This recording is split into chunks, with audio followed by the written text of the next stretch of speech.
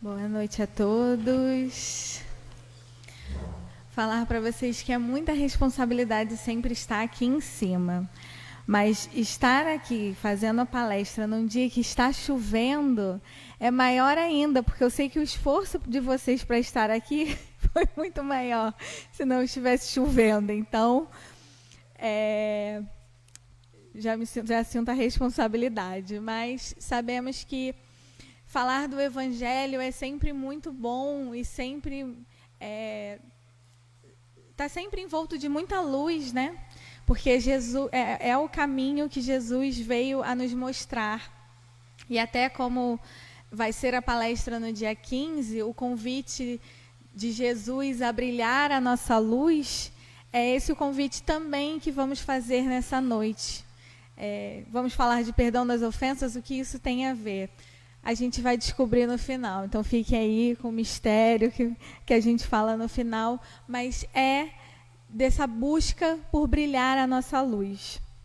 O capítulo de hoje, ele está no capítulo 10, né? O tema de hoje está no capítulo 10, itens 14 e 15. No Evangelho, como a gente vem falando, cada semana a gente estuda, uma semana estuda o Evangelho, na outra o Livro dos Espíritos.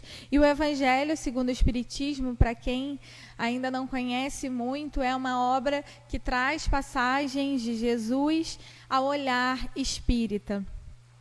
E quando falamos de perdão, e na mesma frase pensamos em Jesus, nos vem na nossa mente, provavelmente, aquela máxima, perdoar 7 vezes 7. Desculpa, perdoar 70 vezes 7. E é justamente por esse caminho que inicia o item 14, que eu vou ler para vocês. Quantas vezes perdoarei a meu irmão? Perdoar-lhes-eis não 7 vezes, mas 70 vezes 7. Aí tendes um dos ensinos de Jesus que mais vos devem percutir a inteligência e mais alto falar ao coração. Confrontai essas palavras de misericórdia com a oração tão simples, tão resumida e tão grande em suas aspirações, que ensinou a seus discípulos, e ao mesmo pensamento se vos deporará sempre. E aí, não sei se alguém já parou para fazer essa conta, e se assim como eu também não vai saber fazer de cabeça, 70 vezes 7 vai dar 490 vezes. Então, será que a gente vai ter que ter igual aquele caderninho de fiado, que você vai anotando quem está em débito? Você vai ter o seu caderninho para ir ali anotando quantas vezes já perdoou para fazer os 490 vezes? Porque é 70 vezes 7 o mesmo ato.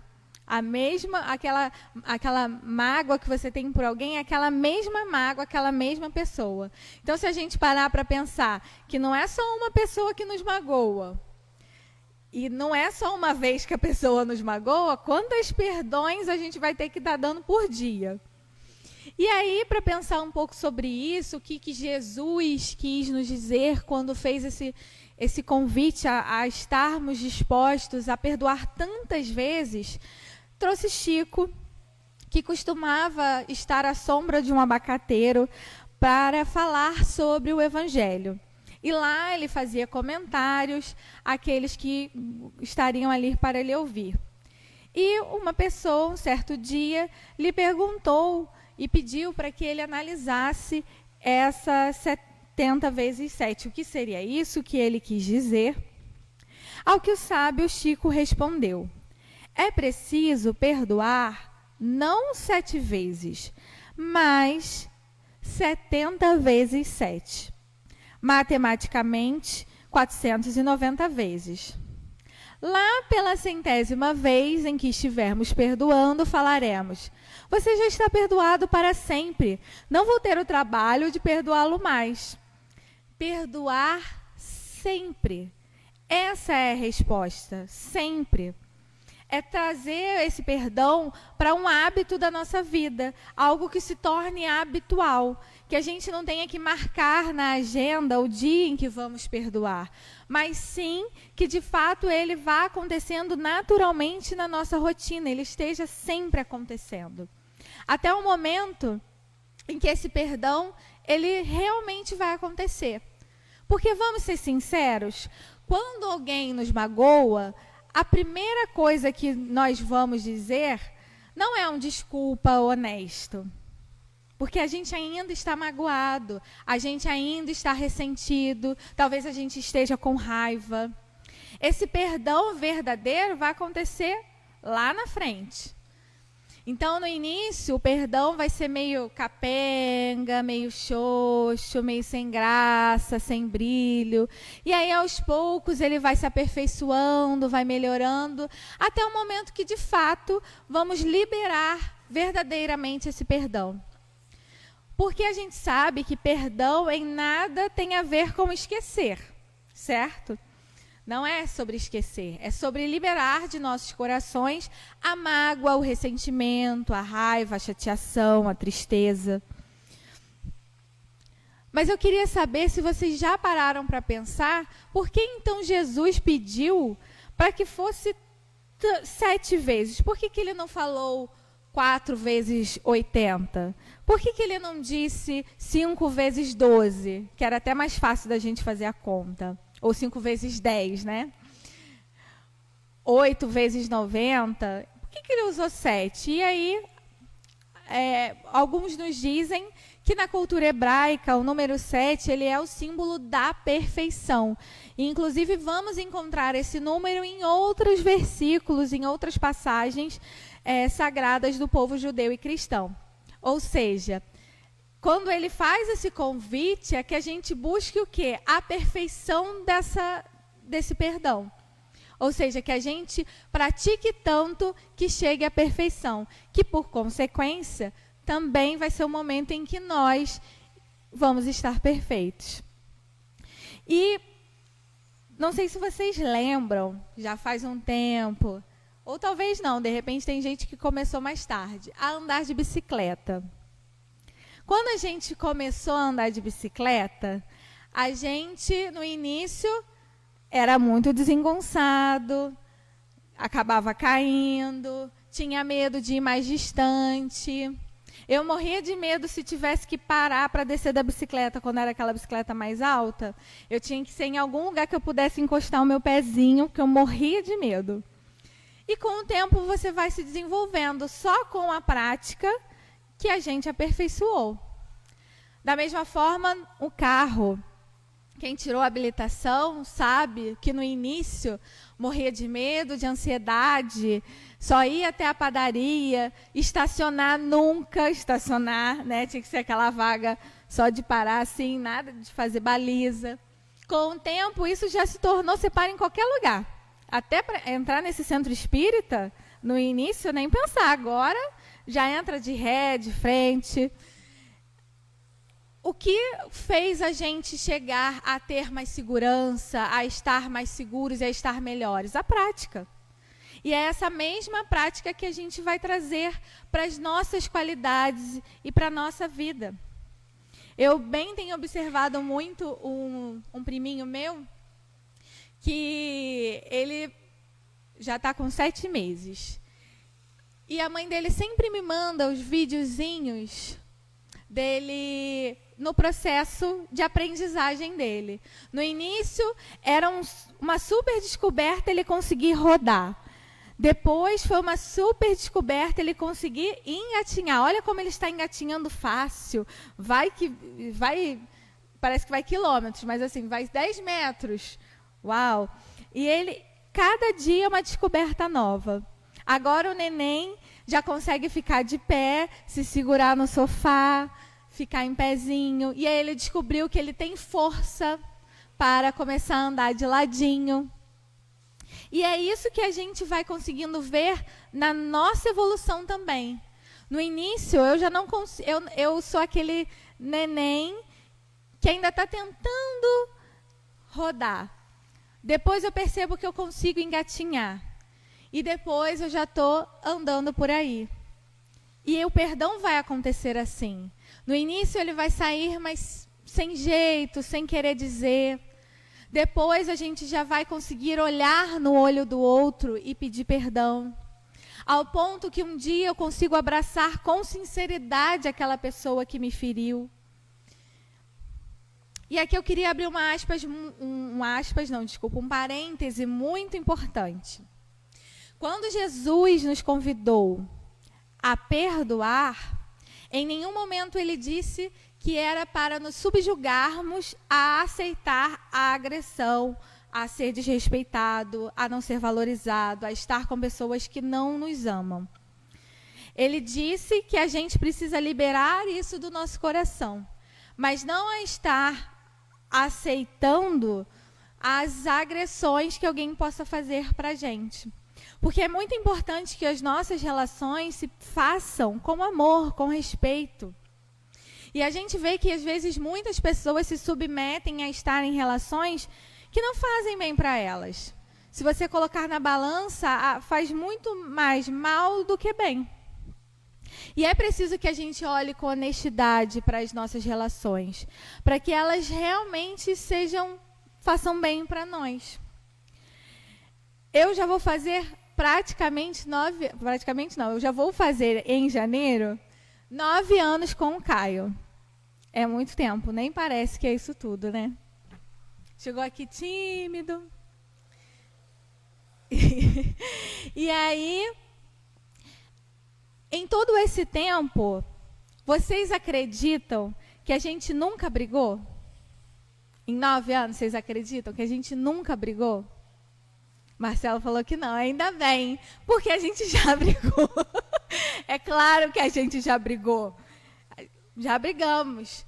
Mas em nenhum momento dessas brigas, nós nos ofendemos, nós perdemos o respeito um com o outro, ou xingamos um ao outro. A gente, óbvio, em algum momento já se exaltou por estar triste, por estar estressado, por estar cansado, mas nunca gritamos, nos exaltamos no ponto de sermos desrespeitosos. E é esse o limite que a gente não pode perder. Porque o perdão, por muitas vezes, vai exigir que a gente também se afaste de algumas relações que não nos fazem bem. E é isso que a gente tem que equilibrar e perceber e analisar. E eu quis trazer isso porque algumas pessoas talvez confundam, eu continuo com ele porque Jesus falou para a gente perdoar, então eu estou perdoando. Mas você está perdoando não significa que você precisa estar junto com alguém que não está cuidando de você, que não está respeitando quem você é, que não está valorizando quem você é. E isso não é só a relação conjugal, mas a relação de amigos, de familiares, de trabalho. O Marcelo me tratou mal, está o tempo todo me tratando mal, falando mal de mim, me chateando, me magoando. Eu prefiro me afastar. Eu vou ter que conviver com ele, porque estamos no mesmo centro espírita. Mas eu não preciso, eu posso me afastar dele, tratá-lo bem. E aí, nesse exercício do perdão, eu vou consegui-lo tratar com respeito. Mas eu posso me afastar, porque ele não está conseguindo valorizar a minha amizade. Ele não me chamou até hoje. Vou botar aqui na palestra para a casa dele insana. Tá, gente? Aquela palestra que eu fiz há uns meses atrás ainda não me chamou. Então, tem a mágoa aqui dentro, que eu tenho que liberar. Mas é isso, às vezes é necessário se afastar. Às vezes porque, nossa, eu amo muito o Marcelo, eu gosto muito dele, mas às vezes a nossa amizade não está fazendo bem para mim. E às vezes é preciso, porque a gente fica muito preso, né? Ele sempre fez o bem para mim, ele sempre me amou. Mas às vezes é necessário que esse afastamento aconteça.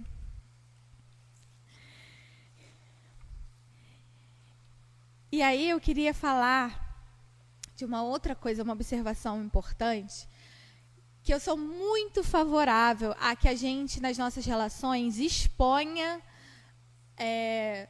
principalmente, as coisas boas, porque tem gente que tem até dificuldade de falar que gosta, que valoriza o outro. É muito importante que a gente fale, que a gente expresse. Como também expressar quando algo é insatisfatório, quando alguém fez algo que não gostou.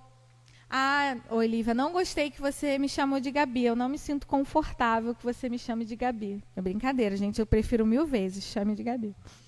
Não gostei. É muito melhor que eu fale e ela saiba do que ela continuar me chamando de Gabi e eu não gostando e eu o tempo todo insatisfeita com ela. Ela não tem como saber. Às vezes, algumas coisas são claras, que são uma mágoa ou uma chateação para a gente, mas o outro não tem como adivinhar. Então, é necessário que a gente fale, mas também é necessário que a gente saiba quando vai falar e a forma de falar. Não é porque o outro errou com a gente que nos dá o direito de ir com 3 pedras na mão. Porque ao passo em que eu vou tentar resolver uma situação, eu crio um outro problema. Porque há ali uma mágoa, e aí eu crio uma outra mágoa para consertar a mágoa que estava em mim. Porque aí é melhor o outro estar magoado, pelo menos eu me vinguei. Aí a gente não está resolvendo, a gente não está evoluindo. E aí, às vezes, é preciso sabedoria de saber esperar, de saber respirar fundo, de esperar um momento adequado para eu falar para o outro aquilo que não está me fazendo bem, que não foi legal. E até, muitas vezes, vai ser importante não falar. Há um tempo, eu passei por uma situação que me chateou muito com uma pessoa. E aí, na época, eu não sabia muito lidar com isso. Eu conversei com algumas poucas pessoas porque eu precisava falar, eu precisava saber como agir. E falando com essas pessoas, eu entendi que não ia ser proveitoso eu falar. Porque a pessoa que me magoou é daquelas pessoas que têm dificuldade de ouvir quando você traz a situação. E, além de tudo, a pessoa não está no momento bom, está abalada por algumas questões.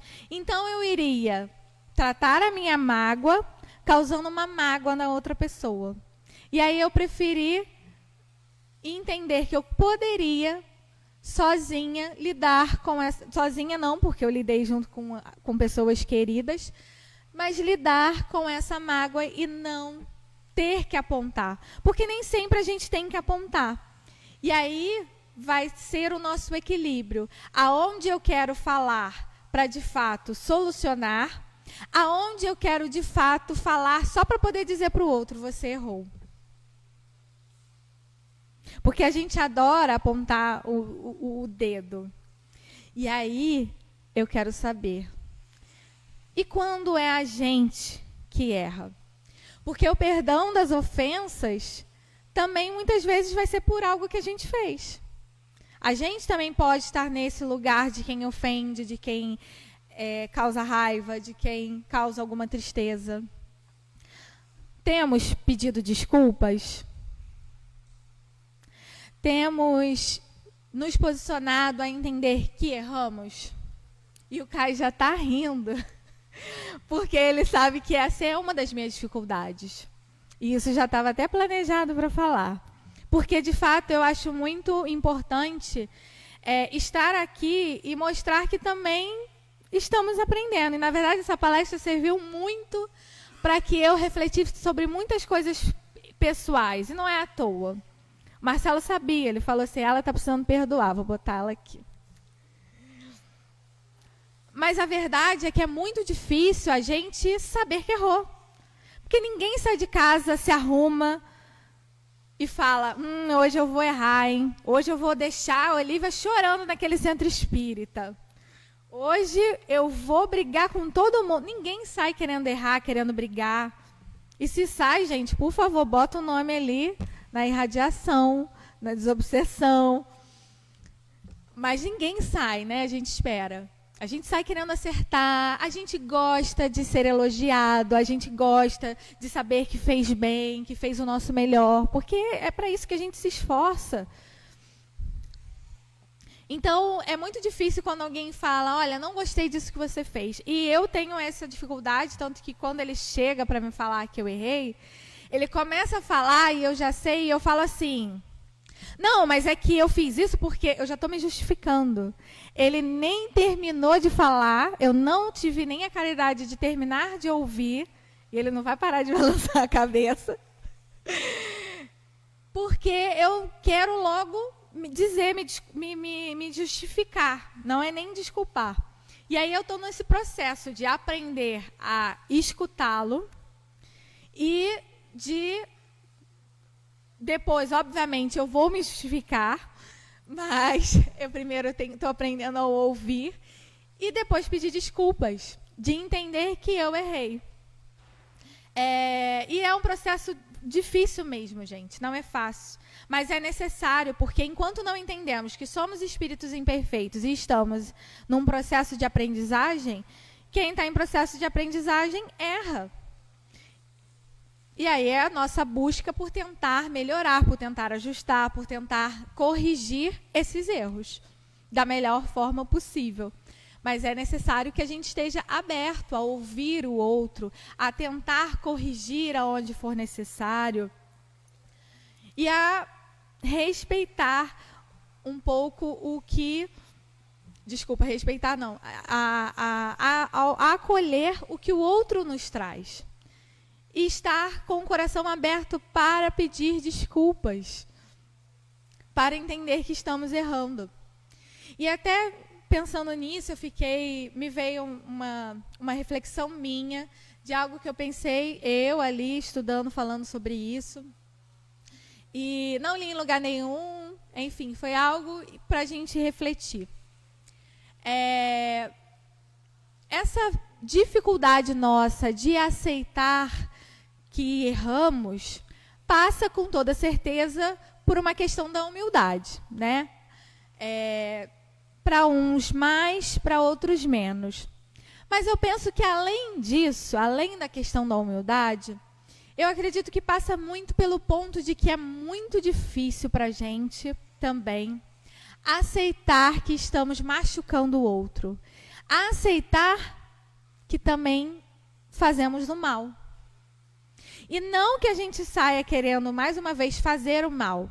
Mas ainda temos o mal dentro da gente, que está ali mudando, que a gente está transformando, que a gente está mudando. Mas é que a gente se olha tanto como somos bons, vamos ao centro espírita, sou palestrante, sou evangelizador, trabalho na cozinha, trabalho na biblioteca, eu varro o centro. Eu vou lá de 2, 3 vezes na semana, eu ajudo na caridade, eu faço tanta coisa boa. Como que eu, pessoa boa, vou fazer o mal? Eu não faço, eu jamais faria. Eu faço porque eu tenho uma justificativa. E sim, nós vamos ter, muito provavelmente, uma justificativa. Mas ainda faz parte de nós, às vezes, não ter o controle de nossas emoções, uma insegurança. E aí é preciso que a gente avalie, que a gente pense, que a gente se aceite e, nesse se aceitar, vá cuidando um pouquinho de nós. Eu trouxe uma mensagem de um livro que eu gosto muito, que se chama Vida Feliz, que é psicografado por Divaldo e foi pelo espírito Joana de Ângeles. Jamais poderia esquecer de Joana. Esse livro, ele vive comigo no meu celular. Eu gosto muito dele. Eu acho que ela é bem certeira em suas palavras. E ela nos diz assim: há um sol brilhando dentro de ti. É a presença de Cristo no seu coração. Não lhe empanes a caridade... Desculpa. Não lhe empanes a claridade com as nuvens do mau humor, da revolta, da insatisfação. A luz que vem do exterior clareia, mas projeta sombra quando enfrenta qualquer obstáculo. O teu sol interior jamais provoca treva, porque ele ilumina de dentro para fora, em jorros abundantes. Usando o combustível do amor, tua luz se fará sempre mais poderosa, irradiando-se abençoada em todas as direções. Permite, pois, que brilhe a tua luz em toda parte. Falei que o brilho a tua luz ia surgir. E aí, Eu sei que a gente acabou de falar que temos o mal dentro de nós, que ainda estamos mudando, que estamos buscando nos transformar, e é preciso que nos reconheçamos nas nossas potencialidades, mas também nas nossas dificuldades. Mas eu queria reforçar essa luz que já está aqui conosco, essas potencialidades que nós todos aqui já temos. E tenhamos essa certeza para que isso seja realmente refletido. Às vezes eu acho que a gente tem dificuldade de nos enxergar porque temos tido pouco tempo conosco. Temos tido pouco tempo para nos cuidar, para nos olhar. Quanto tempo temos parado para de fato descansar? E foi essa mais uma reflexão que eu fiz. Essa palestra foi muito minha reflexiva. Porque a gente, de fato, tem parado pouco tempo para nos cuidar, para estar conosco, para estar verdadeiramente nos espaços onde estamos. Porque a gente vai tomar banho, mas está pensando nos problemas que tem para resolver. Estamos na família, mas temos que responder mensagens de 350 grupos que a gente tem. A gente vai ver um filme, mas tem alguma coisa para resolver no celular. A gente vai descansar, vai estar no celular de novo descansando. A gente não para mais. A gente não tem tempo só conosco. De estar ali... Cai mais uma vez, concordando. E é isso. A gente precisa ter tempo para nos fortalecer. Porque senão as coisas vão se atropelando. E aí, aquele sentimento que a gente não cuidou porque não teve tempo, porque eu tinha que cuidar da família, porque eu tinha que resolver um problema do centro espírita, porque eu tinha que trabalhar, porque eu tinha que cuidar da casa, porque eu tinha que cuidar dos filhos, porque eu tinha que... E a gente não tinha tempo para nós. E é aquele sentimento que eu vou jogar para escanteio, que eu vou deixar ali, para algum momento eu olhar para ele. E aí, sabe aquela banana bonita que você compra lá no Green Fruit ou na feira? Tá linda. Mas aí você comprou um cacho muito grande. Chega em casa com esse calor, em 3 dias já está cheio de pontinha marronzinha, pintinha marronzinha. Se você distraiu mais um pouco, a bicha está toda marrom. Se você fez uma viagem para Sana, quando voltou, já está com mofo. Se não tiver dado sorte, vai estar com formiga, com aqueles mosquitinhos voando. É isso que acontece com aquele sentimento que a gente jogou para escanteio. Virou a banana mofada, cheia de formiga, cheia de bolor, com os mosquitinhos voando por cima. E isso nos adoece. Isso adoece a gente, adoece as nossas relações. Porque a gente não parou para se olhar, para se cuidar. Então, o convite para que a gente faça a nossa luz brilhar precisa passar por esse momento de cuidado. Cuidar com o seu corpo. Quanto tempo temos gastado para cuidar da nossa alimentação? Eu já até comecei ontem, voltei, falei, essa palestra tem que começar com algum movimento para mim. Foi fazendo minha comida. Eu quase botei fogo em casa? Sim. Quase botei fogo na minha casa, mas eu fiz a comida e comi. Estava ótima. Quanto tempo temos gastado para fazer exercício físico? Quanto tempo temos dado para estar em algum contato com a natureza? Não precisa ir para Sana, temos a Praia do Forte aqui maravilhosa. Que a gente só vai quando o parente chega na nossa casa para visitar Cabo Frio ou São Pedro da Aldeia. É ou não é? Aí a gente pode pegar a praia vazia, mas a gente deixa para ir quando está aquele tumulto. Caixinha de som, enfim. Quanto tempo a gente para estar vendo um filme com a nossa família? Até tomar um banho de chuva. É uma brincadeira que crianças amam, mas a gente nunca tem tempo. Então é necessário começarmos a dedicar tempo para nos cuidar. A gente vem às palestras, estudamos a doutrina espírita nos nossos grupos de estudo, na evangelização, estudamos em casa também, tenho certeza, todo mundo estuda em casa, faz o culto no lar, que inclusive é um ótimo autocuidado. Passar protetor solar é maravilhoso, mas também fazer culto no lar é um ótimo autocuidado. A gente dá o tempo todo à disposição de conhecimentos doutrinários e quanto a gente está levando para a prática das nossas vidas. Ou a gente está deixando porque, enfim, não temos tempo.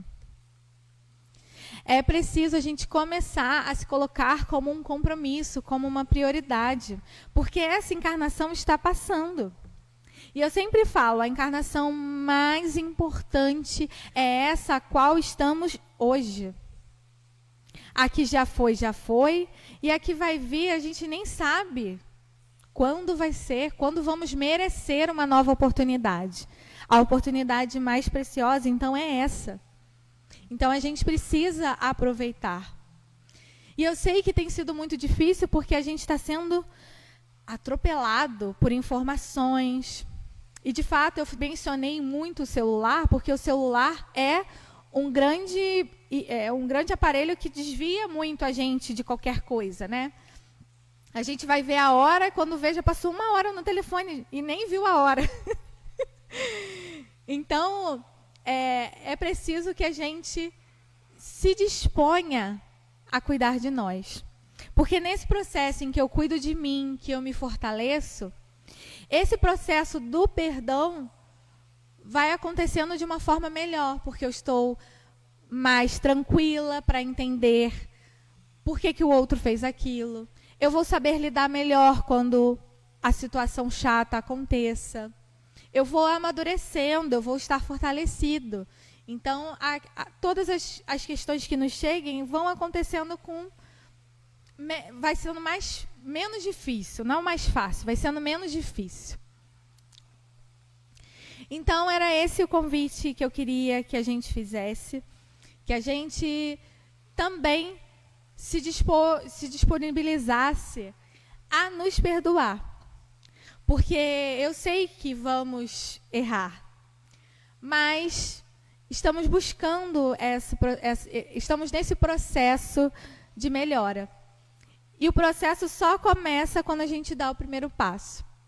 Nesse primeiro passo é reconhecer que estamos aqui todos no mesmo barquinho, buscando melhorar. E nos perdoar não é no sentido confortável, do tipo, não, tá tudo bem, vamos fingir que nada aconteceu, tapar o sol com a peneira. Não, é entender, reconhecer o nosso ato, pedir desculpas e seguir. Sem nos cobrar o tempo todo, sem nos pressionar. Eu digo que, às vezes, algumas pessoas falam que a gente está muito atrasado, a gente tinha que estar lá na frente, tinha que estar muito mais evoluído. E para que a gente está correndo tanto? De vez em quando eu invento de participar dessas corridas. Eu não treino corrida, mas eu invento essa moda. E um dia eu chamei o Caio para ir comigo. Não sei por que ele aceitou também, porque normalmente ele não aceita. Nesse dia eu não sei o que aconteceu, ele aceitou. Nós fomos para a corrida. E ele fala que tem hora que ele não entende, porque do nada eu começo a querer, eu me inscrevo para a caminhada, mas a gente está lá vendo todo mundo correr, aí a gente acha que também pode correr. Aí eu começo a disparar a corrida, do nada. O Caio fala, você nem me avisa, aí ele vai correndo atrás. E aí, depois que eu termino esse disparado da corrida, eu estou o quê? Morta, acabada. Adiantou eu disparar para correr? Vou chegar praticamente no mesmo tempo de quem caminhou direitinho todo o tempo. E aí, muitas vezes, eu poderia ainda correr o risco de me machucar, ou seja, ia terminar a corrida na ambulância, que seria uma vergonha total. Imagina eu chegando de ambulância. E não ia adiantar. E é isso que, às vezes, a gente parece que quer correr. Ah, não, eu vou para o centro de segunda a segunda, vou participar de tudo, eu vou em todas as instituições de caridade de Cabo Frio, eu vou sempre postar de caridade nas minhas redes sociais, eu vou virar a Madre Teresa. E aí não tem fôlego que aguenta, porque isso é um personagem. Então vamos trazer a doutrina espírita com proporção às nossas vidas, para que de fato seja algo que a gente consiga chegar com calma, no nosso tempo, lá na linha de chegada, sem afobação. Então, que não nos esqueçamos que em nossos corações há muita luz a transbordar, que vocês espalhem essa luz que tem dentro de cada um de nós. Fiquemos em paz, irmãos.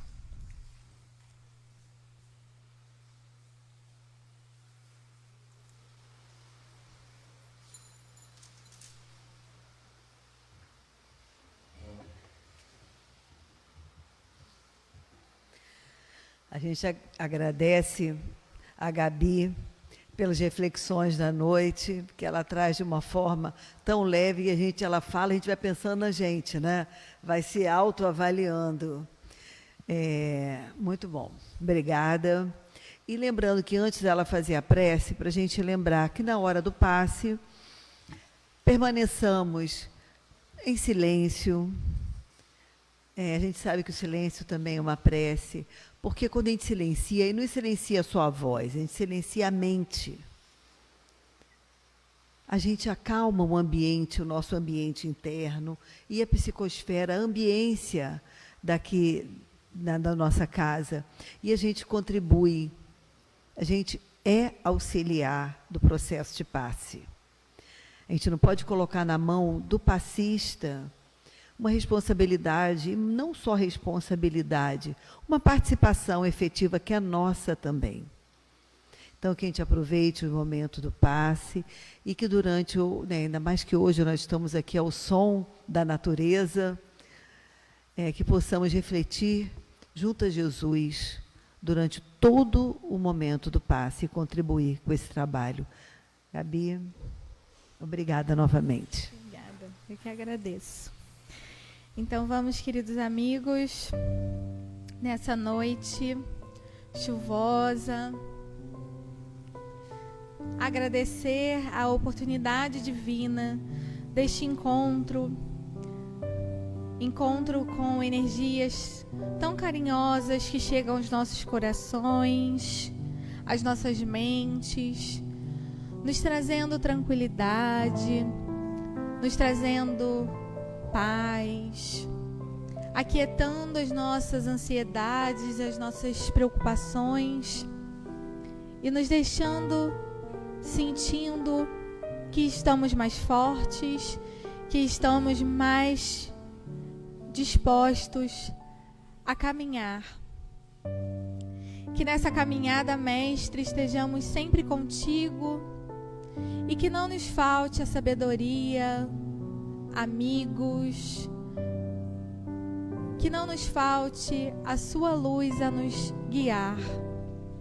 Esteja, Mestre, sempre conosco e guarde nessa noite a todos aqueles que estão pelas ruas e que estão pelos hospitais, pelas penitenciárias, sentindo a necessidade de sentir o seu amor.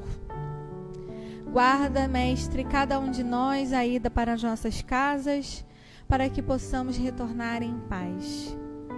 Obrigada, Mestre, muito obrigada. Esteja conosco hoje e sempre. Que assim seja, graças a Deus.